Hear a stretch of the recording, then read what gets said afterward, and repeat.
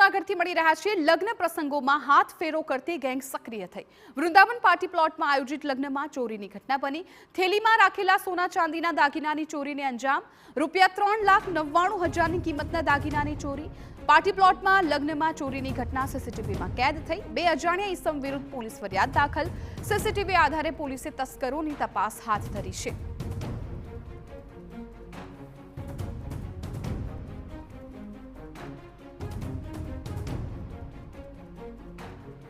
સંવાદદાતા વિજયસિંહ પરમાર આ મામલે વધુ જાણકારી આપી રહ્યા છે। વિજય, જે રીતે આ દ્રશ્યો પણ સામે આવ્યા છે કે જ્યાં તસ્કરો હવે લગ્ન મંડપો સુધી પણ પહોંચી રહ્યા છે, શું વિગતો છે?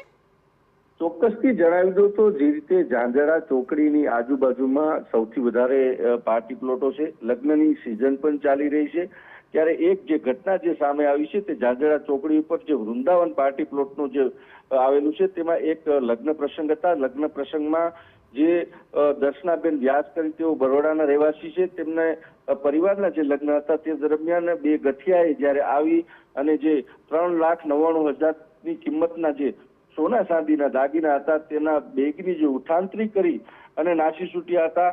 અને જે પાર્ટી પ્લોટને એક સજાગતા કહેવામાં આવે કે તેઓ સીસીટીવી સજ્જ પાર્ટી પ્લોટ રાખવામાં આવ્યો છે, તેને લઈને ક્યાંક ને ક્યાંક સીસીટીવીમાં પણ આ તસ્કરો જે ઉઠાવી ગયા છે તે આવ્યા છે, તેને લઈને ખાસ પોલીસે સીસીટીવીના આધારે આ તપાસ જ્યારે હાથ ધરવામાં આવી છે અને સીસીટીવીના આધારે આ આરોપીની શોધખોળ અલગ અલગ ટીમ બનાવી અને હાલ તપાસ પણ ચાલી રહી છે અને ગણતરીના દિવસોમાં જ જ્યારે આ આરોપીઓને ઝડપી લે તેવી પણ શક્યતા છે। જી બિલકુલ વિજયસિંહ, આભાર સમગ્ર માહિતી બદલ। તો અત્યારે જે પ્રકારે સીસીટીવીના આધારે પોલીસ છે તપાસ કરી રહી છે, કેમ કે આ તસ્કરો છે એ લગ્ન પ્રસંગમાં આવતા સોનાના દાગીનાની બેગ લઈને ત્યાંથી ફરાર થઈ જતા હતા।